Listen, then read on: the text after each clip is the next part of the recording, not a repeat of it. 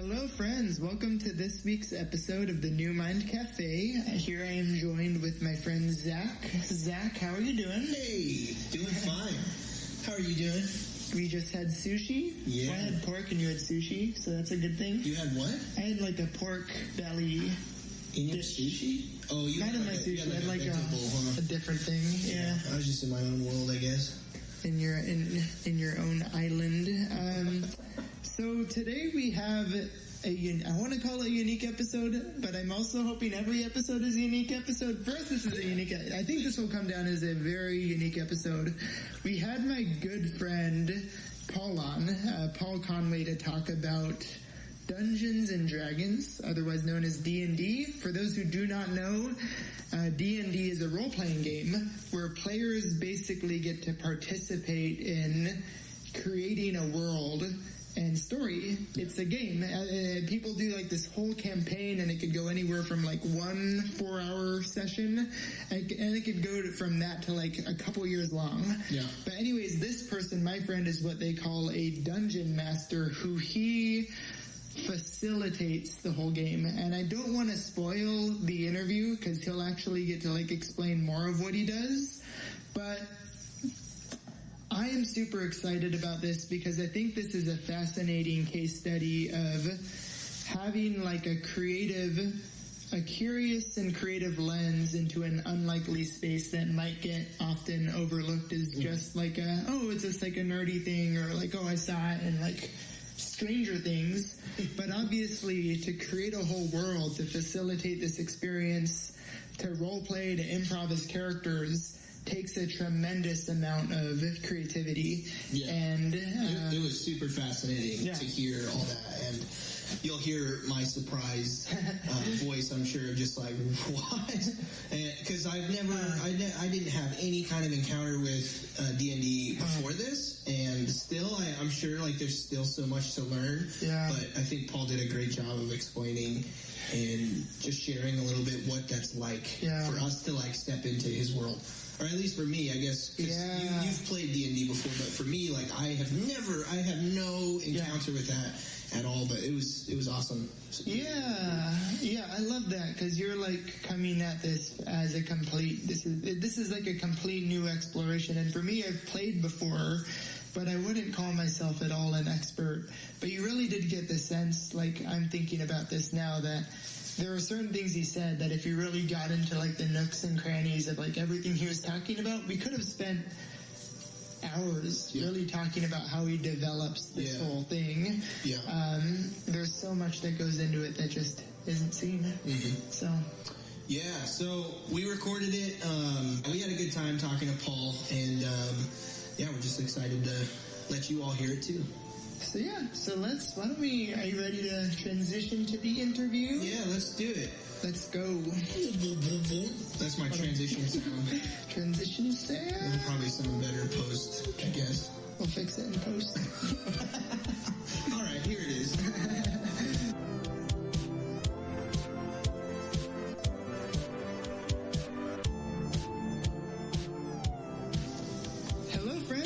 So here we are. We're joined by my good friend Paul Conway to talk about Dungeons and Dragons and being a dungeon master. But before that, I feel like I should introduce you and our friendship a little bit. So we met here at Fuller in seminary, and I think we were first in our Old Testament, our freaking brutal Old Testament class together. And at some point we both found out that each other liked Star Wars. I think we first found out that we're both into the show Succession. Yeah. And started watching that together. Is that right? You had a Stormtrooper sticker on your computer. Oh. But yeah, I can't remember how Succession came up, but I think that's how we kind of became friends originally, is coming over to watch it, and we're still doing it to this day. Yeah. We just had a doozy of an episode. I don't know when this is going to be released, but when we're recording, we just finished the second to last episode of the whole series. and I have barely recovered from it. It was... Do we just want to do a Succession podcast? Honestly, so you're like at the finale right now? It's the second to last episode, but it's like week to week. This is the last season on right now. It's amazing. I haven't seen it. I don't even know what you're talking about. It's very good. If you're scared about our country's political situation, this will definitely not help. Because it's about some heavy... So it's a comedy. It's another podcast for another day. It's another podcast. Anyways, but we kind of connected over both having like a shared background in student ministry, but also being nerds. Yeah, which they tend to go hand in hand. Sadly, yeah. But so anyways, that's like kind of our friendship. There's other strands of it too, but like, why don't you tell us about yourself? Who are you? And why are you a dungeon master? What is a dungeon master? Yes, my name is Paul. I am 24 years old. Hi, Paul. Hey guys. Paul. Dungeons and Dragons, being a dungeon master, it tends to find you before you find it. It's often a role that somebody fulfills because nobody else wants to do it. For those of you who've never heard of Dungeons and Dragons before, the Dungeon Master is the person who runs the show. And so the Dungeon Master, or DM, as it is shortened, the DM is the person who's responsible for setting the stage, setting the problem, and pitching it to the players. And the rest of the people playing Dungeons and Dragons are, there's 4 to 6 players, and they're all responsible for one character. And the DM is the person who sets the stage and then reacts to what the players do. So I say you go into a tavern. The players say I go up to the bartender. I then have to be the bartender and know what the bartender would know. And so it's very much a back and forth dialogue between players and DM. But the DM is always the one initiating the world and the stakes. So you're like, because I've played Dungeons and Dragons as a player, not as a DM, you're basically like each character that the players run into, you have to like be those characters. You're like the manifestation. You're like playing every character that's not the players. Yes, if it's like a in a video game, like if you're playing Skyrim, you're the player. I would be the game. I am the program. So if you the party decide to go to Winterhold or whatever, I'm responsible for creating it.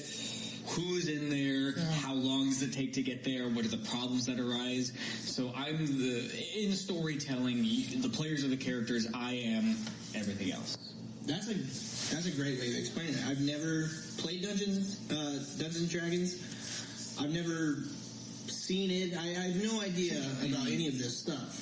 Well, that's a really good way of putting it. So it's like you're like the video game. You're going to be the one creating scenarios. You're also the computer programmer, essentially behind the game, the storyteller. Yeah. Well, I figured actually maybe this is a better way to explain it as well. Maybe to the audience who's never. I'm sure most people have heard of Dungeons and Dragons as an intellectual property, but I think a lot of people don't know how the game works. Right. And so I did not tell you guys I was doing this, but I have for each of you guys. Oh my gosh! A D20. This is a 20-sided die. They didn't know we were doing this. So I figured for a couple of minutes, we could just play out how a game of Dungeons and Dragons works. You know, this is so funny because I actually thought if this goes really well, it'd be fun to do like a future episode that's actually like a one-night campaign. Well, just recording like not that anyone anyways, I love this. This is kind of like... Well, this will be auditions, and so don't worry about this yet. This won't come up until I ask you to do something. Okay. This is a very stripped down. This isn't even how like the rules work and everything, but this is how the game works. Okay. You can be a wizard, and you can be an elven ranger. Can it be a druid? You can be a druid. For those who are listening, we have these die. He's just given us. He currently give us these dice. Yes, these are 20-sided die. Dice. A D20 is they're called. Okay. There's different dice that you can use with different sides. There's a D12, a D4. Most people who use the squared, that's a 6-sided die. And those all come up for different reasons, but this is the main one. Okay. And as we go throughout the game, I'll kind of explain what goes on. So, you're a druid. You can. Do you want to be? What do you want to be? You could be a. You can be a sword guy. Can I be a dragon? You can be there's a dragonborn or like dragon folk who stand on two legs. Hell yeah. So you could be the dragon. They like breathe fire. You could be a dragon paladin. So a knight in shining armor. You're a dragon. So we've got our dragonborn paladin and our druid. Which is basically like a shit I could turn into animals. You're like a plant nature guy. Okay. So you're like Beast Boy yeah, that's a great way to think. So here's how a game would go. Okay. So you guys, so now we're setting the scene here. You guys have been traveling through the woods for about 2 days. You were last quested by the blacksmith of your local town to find his daughter who was taken. You've been traveling for 2 days. You've been following the tracks, but the tracks start to go cold into the evening. The sun is starting to set. You see up ahead of you, you see what seems to be what looks like a tavern far off in the distance, maybe another 30-minute walk or so. You can head to the tavern if you would like. You could continue walking and maybe set up camp. What would you like to do? I'm the druid. You have to make the decision. You're the sword guy. You can do whatever you want. It was set up camp and what? You could do whatever you'd want, but two big options. You could set up camp, you could go to a tavern, or you could do something else if you want.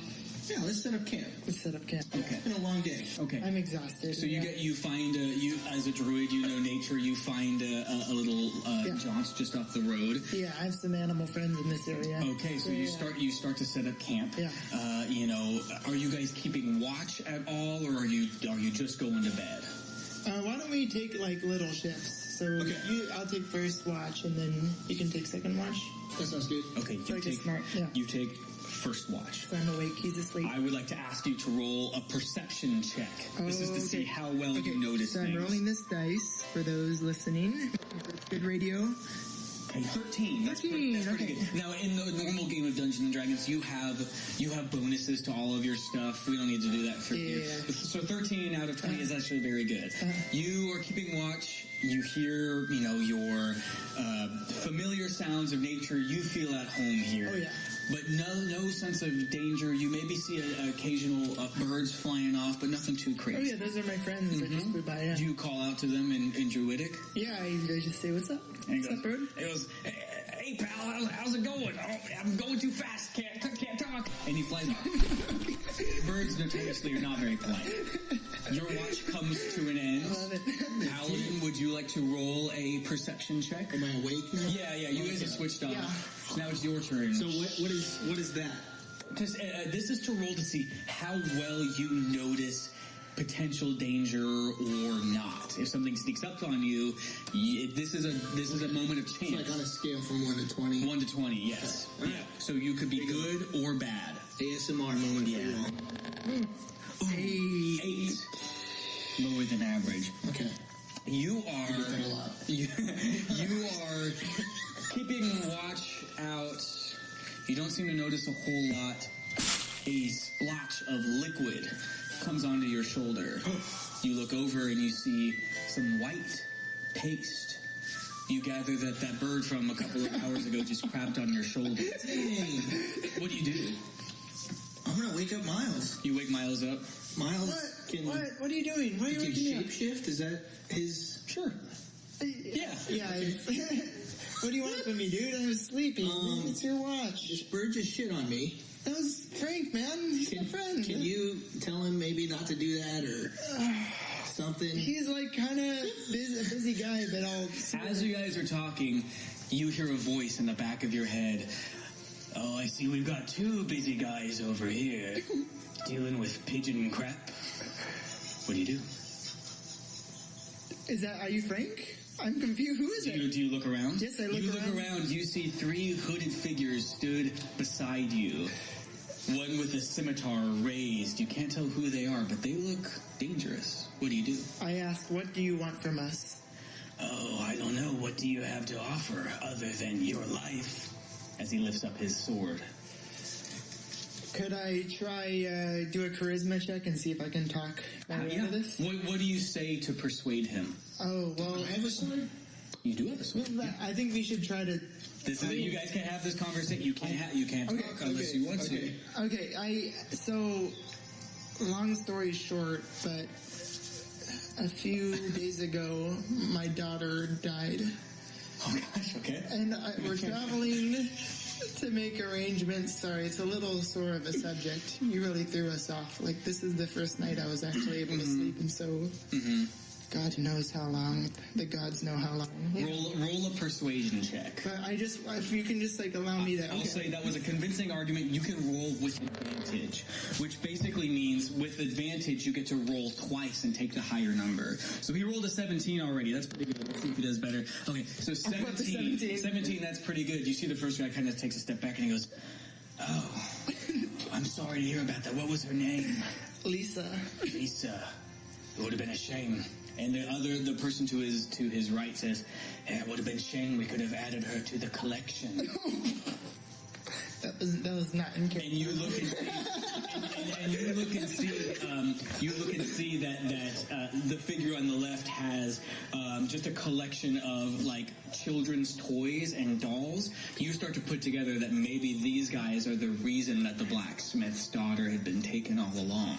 What do you guys do in this moment of realization? They seem to be taken aback. There might be some. There's 3 of them. Yeah. Oh. Okay. Yeah. I think I would go. So I have a sword. Yeah. You can breathe fire too once. Oh, yeah. That's a dragonborn feature. Okay. Any people who are fans of 5e? I think I would breathe fire on one of them. Probably the guy with the bag. And as a threat to like tell the others, to get the others to like bring us back to their Okay, so now this is what I'm gonna do. So I attacked. So you breathe your fire, and it's like an area of effect. So I'm gonna roll a dexterity saving throw. This is to see how well they do. Okay, I'll roll for all 3 of the guys actually, because you're gonna get them all, and that's okay. First guy does well. You're still gonna hurt all of them. Second guy 17. Okay. I wanted to kill at least one of them. And a natural 2. You breathe fire. The guy on the left manages to duck out of the way. Still got some flames on his shoulder. This guy in the middle manages to duck down. You catch his hair on fire. You see as the hood goes back, he is this large, imposing Goliath. And you just Goliaths don't have hair. For any nerds watching, don't crazy. This one has hair. This one has hair. The guy on the right is incinerated, yelling and screaming, "Help me! Help me! Help me!" Stumbles into a bush. Druid, what do you do? I try to grab him by the balls. Which one? The big Goliath. The one in the middle. Okay, make an attack roll. I'm gonna try. 10. Okay, this guy does not have a good armor class though. He's big, so he's not quick. His friend just got caught on fire. You grab him by the balls. He's gonna try and swing at you.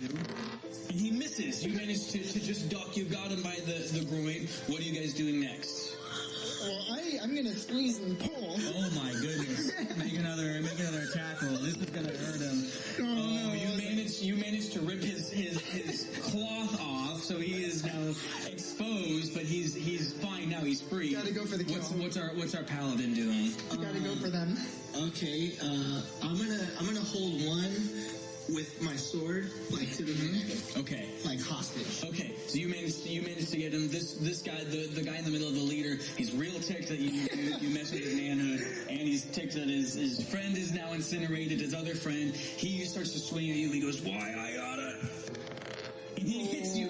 Oh, the sword digs right into your shoulder. It does, however, manage to just nick the neck of the person as well, killing his own friend. So he has his sword wedged in your shoulder. He's just killed his second friend out of anger. What are you doing, Drew? I would feel bad for him. I'm gonna try to squeeze and pull harder. On his, you're going for another. Yeah. Okay. Well, I just want to really get it. Oh, okay. I don't know why Miles has this obsession with grabbing a guy's. Okay. You grab him so hard, he grovels on the ground, knees on the ground. "Please stop grabbing my balls. I'll do whatever, please. We were just told to get the girls, I swear." And from there, we can put a pause on our story. What happens next to the druid and paladin, we don't know. Find out next. That that is what a potential game of Dungeons and Dragons would look like. Dude, you got me so invested, like, very quick. I went from, I have no idea what the hell this is, to, I thought this was mine. No, it's not. I'm sorry. These usually, and then, like, sharing that with us. Yeah. So, like, it made me think of, like, improv. And, like, just getting, okay, like, this is the scene, here we go, just jump right into it. And I love how you were like, no, you don't even, like, you guys can't even talk. Yeah. Just, what are you going to do? Go. There's no time to discuss this. So, like, it was very much like an improv thing. That's really cool. There's a big overlap of improv comics and Dungeons and Dragons. It's just like you said, it's a lot of thinking on the fly and telling. The biggest thing about Dungeons and Dragons is it's a storytelling mechanism. So that's really the bulk of it. Now, there are rules and numbers that you crunch sometimes, but at the end of the day, it's collaborative storytelling, and that's what we do. Like for this scenario, because you have a session, that's what it's called, right? A session, yeah. When you sit down and play for one night. And that'll last, like, in my experience, has been like 3 to 4 hours. It's pretty, like, lengthy. Yeah. How much of that do you, like, with this, how much of that did you have planned out? Like, are all the beats, is the whole story mapped out ahead of time? How much of, like, I'm curious about the whole thing. How much is, like, mapped out of, like, these interactions, and how much of it is you thinking on the fly and going, like, oh, this would be fun, this would be a great twist if this was, like, related to the story? That's a great question. Full transparency. I fully expected you guys to go into the tavern. So everything from there, I was like, well, I have to figure this out. But that's exactly it. That's exactly why I love it. And that's exactly why preparation is good. But you have to come to the realization pretty quick that you can only prepare so much.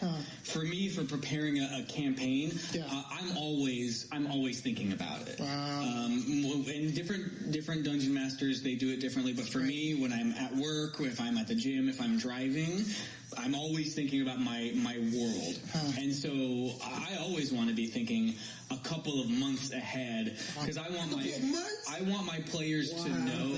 I want my players to know that I'm invested, because if I show that I'm invested, they're going to invest as well. You were, I was fully in it as soon as you're like, okay, here we go, we're gonna start. I was like, oh shit. But if I was here and I was like on my phone, I'm like, oh yeah, he's I don't know, a guy shows up. Like, if I show that, like, I don't really care about this, then you're like, well, then what does this matter? Yes, it's because we're literally in our body to body sitting together. We're literally creating it. That's the fun of it. You're like creating it together. Yeah, but that question you ask is like the golden question of being a DM is how much do you prepare? Because you can absolutely over prepare and have all of these details for this entire world and all of these specifics, and it will just never come up. And it's a lot of wasted time. But on the other end, you can just not prepare anything, and then we're not having fun because I'm just like throwing out whatever. But for me, I tend to over-prepare, not because I think I need it, but because I just genuinely love playing around in my mind and thinking, oh, this would be a cool city. This would be a cool piece of lore for my players to maybe find. Do you get ideas from interactions in real life? You're like, oh, this person I met, this would be a great character. Absolutely. There's a guy I met, I bring this up often, there's a guy I met, his name was... Addison Clay was his name. That was like his real life name. Shout out to Clay. Clay. But his legal name was, I believe, if I'm not mistaken, his legal name, I met him once at like a get together. His name was Addison Clay. And I was like, that guy sounds like a cool cowboy. So I took that name and I put that character in the world. I was like, who would be, I'm like, okay, I want a guy named Addison Clay because that sounds really cool. Where would this guy fit into the world with a name like that? Does he know? Yeah, I told him. Yes, I texted him. I made him like a Gambit from X-Men. He had these playing cards, and that's like, so fun. Cool. But yeah, so often when I watch TV shows and movies or interact, I love the storytelling process, and I love seeing how other people have told their stories. And for me, I care about the coolest moments in stories, and how do I tailor this world to serve those cool moments. That is so. That's awesome. So in depth. Yeah, this is something that I wanted to wrote down in the notes just because I wanted to get it out there. I feel like a big misconception people have about D&D is that it's only something that like nerds do, which might partially be true. A little knock at myself there, but probably because of like Stranger Things and pop culture. But I don't think people realize how many people that I have heard of like in the movie industry say that they got their start storytelling through D&D. Like I've heard Jon Favreau, who did The Mandalorian, Lion King, all that stuff, say that he started telling stories through Dungeons and Dragons. And if you watch The Mandalorian, that show feels like a Dungeons and Dragons campaign where there's like a goal and the character is trying to get from point A to point B, but along the way there's all these quirky side quests and characters. Yeah, that's interesting. Yeah, they're totally. Vin Diesel too. Vin Diesel's a big. Well, yeah, there's quite a few. Vin Diesel. Do you guys know? Joe Manganiello is a very big he's a very big D&D guy, but he was the bully in the Spider-Man movie, the Tobey Maguire Spider-Man. He was Deathstroke, and he's a big D&D fan. The Russo brothers who did it, like have you seen the D&D episodes of Community? I think there's something about if you love telling stories, that's a game that is conducive to good storytelling, and so if you make your profession telling stories, it's just a very natural. But I think people love stories more than they even think that they do. So many people I talk to are like, I don't know what this is. It seems like a really nerdy thing, because it is. Yeah. But everybody loves to gossip. Everybody loves grabbing their friend and sitting down and be like, you'll never guess what I just heard. And when you think about it like that, like it's just me grabbing some people, but instead of what my coworker said about another coworker, it's what fake thing I decided to make up. Yeah. So we all love stories. I think if you were to like take story just as an idea, as a thing, and extract it from the human experience, so much would be fundamentally, it would be like not even remotely the same, because it's so baked in. Like even just like how much people love movies or politics. Because politics really is about what kind of story are you telling? Yeah, absolutely. About where we're headed, about who we are. So yeah. And thank you guys for playing as well and being on the board. I hope that you're seeing why we love it so much. Yeah. I think the thing I love the most is we told a pretty boring story, but the promise, not a boring story, but a pretty one that I didn't put a lot of effort into it. But the promise of your paladin and your druid, when we get together next week, get to do another thing. Right. I was kind of ready, like, all right, we're going to play a whole campaign. Because now you're on board to find this girl. Yeah. And so you leave it on like a cliffhanger, wanting more. To figure it out and to get through it, and that's what I think is the most important part of preparation, is preparing the thing that your players want, and you need to prepare enough. You need to prepare at least 2 sessions ahead of time, because if we get together one session and I already have next session not fully figured out, but enough to tell them where they're going to go, they're going to want to show up next week.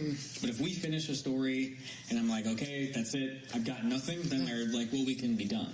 And I never want to be done. I don't know about you guys, I never want to stop playing. What's the longest campaign you've done? I did a campaign. Our players went from 1st level to 13th level. 20 is the highest as you can go. My gosh. And we played for about 2 years, pretty consistently. Wow.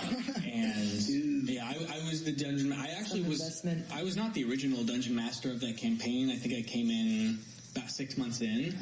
I was originally a player. We had a dungeon master who put a lot of thought into this world that he made, and he ended up having to go off to college, so I stepped up, and I've never done it before, but I kind of took the reins, and we played for, I think it was from probably January of 2020 all the way to, before that, about 2 years. We finished August of 2021, so I guess August of 2019. It's like a COVID campaign. And that was the thing, too, that helped us out a lot. We were pretty intentional about wearing masks, social distancing, playing outside, but we were all college-aged single dudes, and all of our jobs had been turned remote, so we didn't have a lot to do, so we would play 2 or 3 times a week, 4-hour sessions. We were just...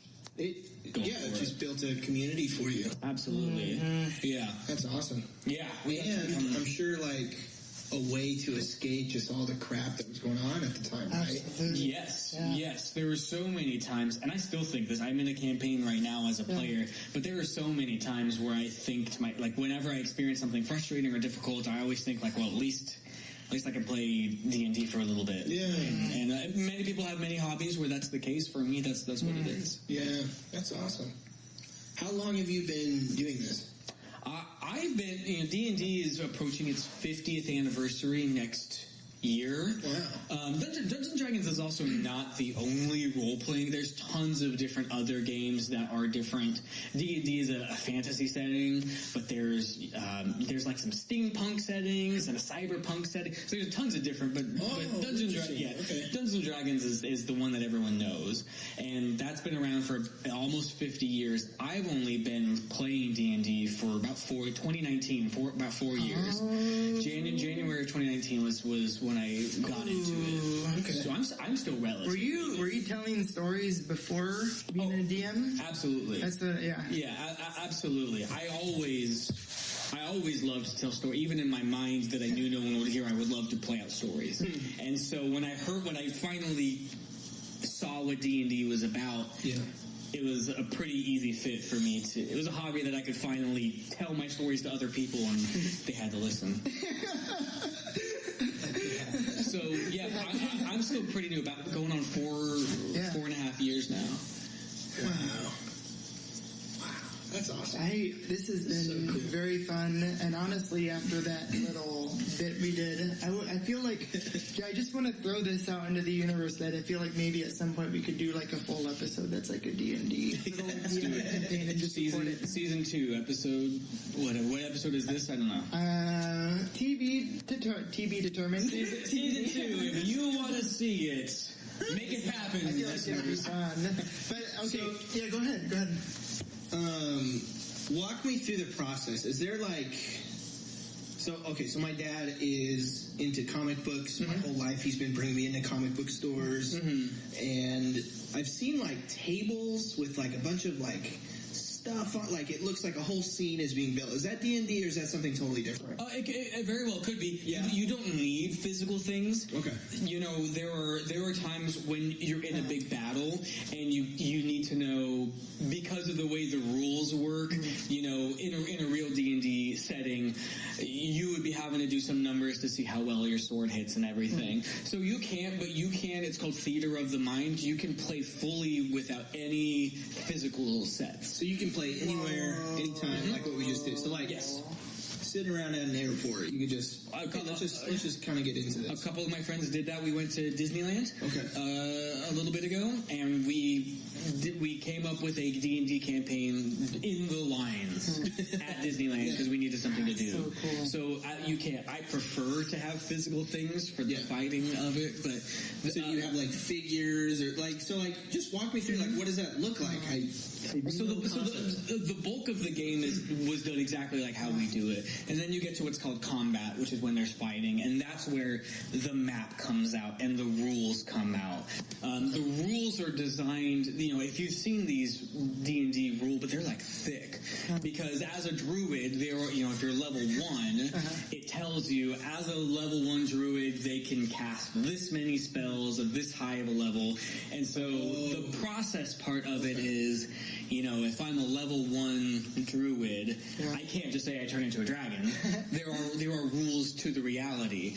And so that's where the process and the numbers come in. Is if I've made my character and he's a bard and he's really good at talking and he's really eloquent, I can make my charisma stat really high. There's multiple stats, and so I can make my charisma stat really high. I can use the rules to facilitate, ultimately, my character being a really charismatic person.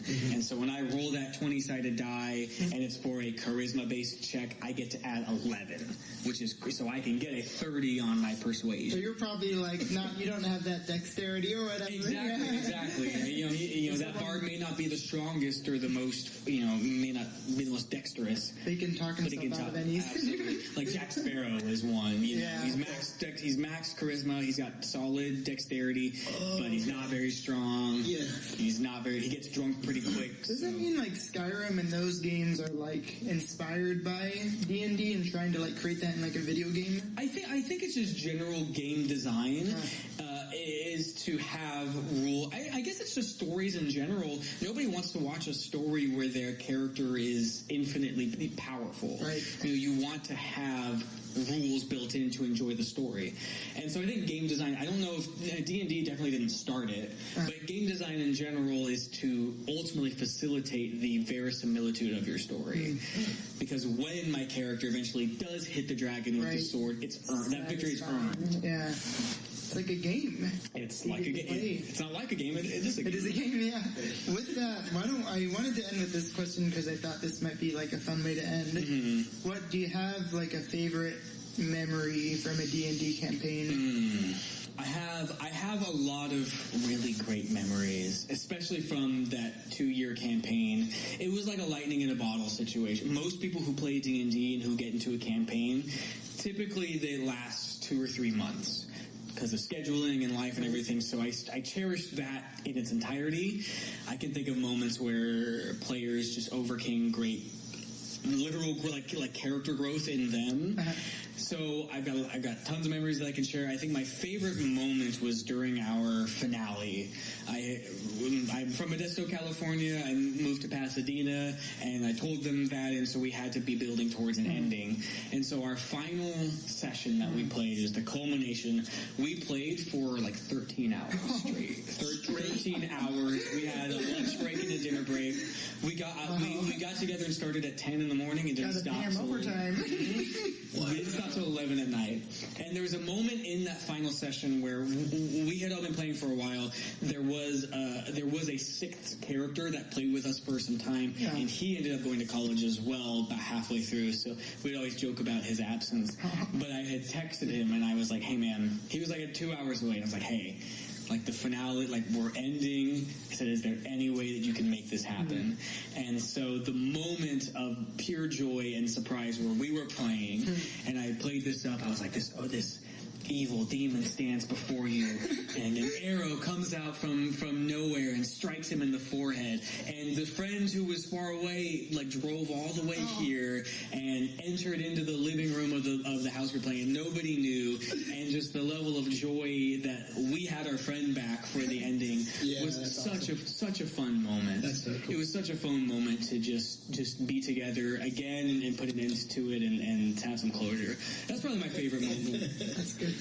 Was that the 13-hour session too? That was the 13 hours. So that was the big finale. Yeah. Well, he came in at like 1 p.m. and I don't think he knew. I don't think he knew how long. I mean, I think he was like able to stay for a couple days at least. But and that was the session where we all dressed up as our characters. Which is not so something fun. I know you see it in the movies. That's not something you normally do. That's not the average. Okay. No. Yeah. But the one time we were all pretty. This was all like our first experience, and so we were like, you know what? And this is the 2-year campaign? This was the 2-year campaign. That's like such the... It was the 13-hour finale at the end of 2 years, and we were like, you know what? Let's do the nerd thing. Let's dress it. And they showed out, man. One guy had like a full like cosplay, like suit of armor. The other guy had like a fake beard. Oh, it was so fun. Yeah, that's awesome. You get so invested in it. Yeah. And you just start to become that expression of what you've been working for together too, and it seems very collaborative, right? It's awesome. And constantly, as I go throughout my day, I'm in a campaign right now, and I'm playing a character, and I'm constantly thinking, what would this character do in this situation? What would this character want to have happen? And so it becomes a character study for real. You're like, what is my guy doing and thinking? I could see how that's like more engaging than like any other story. Could be more engaging than any other storytelling medium, other than maybe writing stories. Yeah, because you're just so engaged. You're like you're creating. It's like so. 13 hours, 2 years of storytelling, moment to moment, just shared between a few people. Yeah.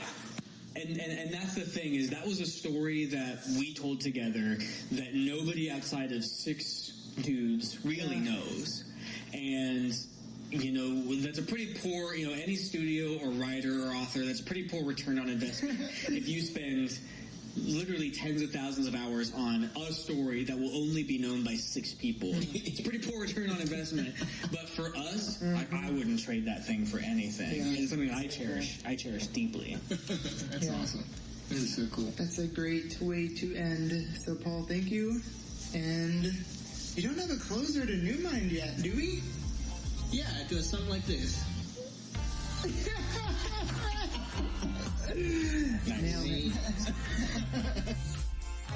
Thank you all so much for listening to this New Mind Cafe podcast. We really appreciate your support with this journey of exploring creative people and getting inspired by many different art forms. If you enjoyed the music on this episode, well, that was all original work by me, and if you want to hear more original music, you can check out our band called New Mind Collective. When I'm not working on music or podcast episodes, I'm working on the other component of my small business, which is roasting coffee. So if you want to follow along all of what my business New Mind Cafe is doing in the coffee and the arts industries, then please check out our website at www.neumindcafe.com. On there you'll find upcoming events, gigs, podcast episodes, music, products, and all the links to the social media and platforms to stream music. If you are enjoying this podcast, please like, subscribe, leave a rating, or comment wherever you're hearing this podcast. And please, please, please share this with others. We are trying to spread the word about what we are doing, and we want to include others in this as well. So if you or someone you know is creative and wants to share, then please email us at neumindcafe@gmail.com. Thank you all again, and have such a great day.